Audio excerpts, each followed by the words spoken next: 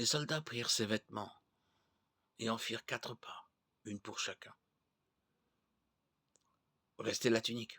Elle était sans couture, tissée d'une seule pièce, depuis le haut. Les soldats se dirent entre eux, ne la déchirons pas, tirons plutôt au sort à qui elle ira. C'est ainsi que fut accomplie l'écriture. Ils se sont partagés mes vêtements et ma tunique, ils l'ont tiré au sort. Voilà donc ce que firent les soldats. Jean 19, 23, 24. Maltraité, il s'humilie, il n'ouvre pas la bouche.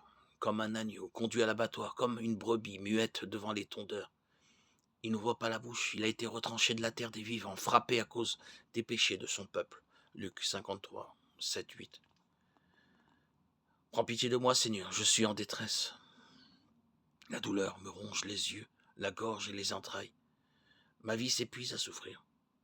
Le mal s'attaque à ma vigueur et me ronge les os. Je suis la risée de mes ennemis, je suis un épouvantail pour mes amis. S'ils me voient dehors, ils m'évitent. On m'oublie comme un mort inconnu, comme une chose qu'on jette. Ils sont mis d'accord contre moi. Ils voudraient m'ôter la vie, mais je compte sur toi, Seigneur. Mes jours sont dans ta main. Délivre-moi des mains ennemies qui s'acharnent pour ton serviteur. Que ton visage s'illumine. Sauve-moi par ton amour. Psaume 31.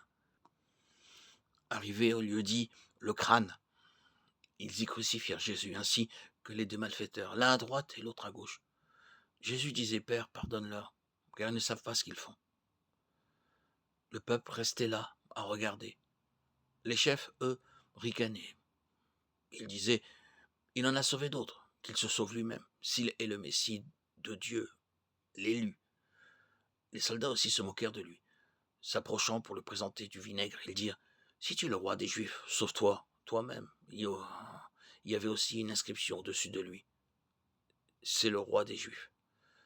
L'un des malfaiteurs crucifiés l'insultait. N'es-tu pas le Messie? Sauve-toi toi-même, et nous aussi. Mais l'autre reprit en disant, tu n'as même pas la crainte de Dieu, toi qui subis la même peine. Pour nous, c'est juste, nous recevons ce que nos actes ont mérité. Mais lui n'a rien fait de mal. Et il disait, Jésus, souviens-toi de moi quand tu viendras comme roi. Jésus lui répondit, en vérité, je te le dis, aujourd'hui tu seras avec moi dans le paradis. Luc 23, 34, 43. Près de la croix de Jésus se tenait debout sa mère, la sœur de sa mère, Marie, femme de Clopas, et Marie de Magdala. Voyant ainsi sa mère et près d'elle le disciple qu'il aimait, Jésus dit à sa mère, Femme, voici ton fils. Il dit ensuite au disciple, Voici ta mère. Et depuis cette heure-là, le disciple l'a pris chez lui.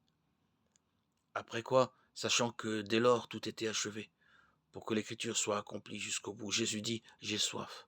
On fixa une éponge imbibée de vinaigre au bout d'une branche d'hysope, et on l'approcha de sa bouche. Dès qu'il eut pris le vinaigre, Jésus dit, Tout est achevé. Et inclinant la tête, il remit l'esprit. Jean 19, 25, 30. Nous t'adorons, ô Christ, et nous te bénissons, tu as racheté le monde par ta croix.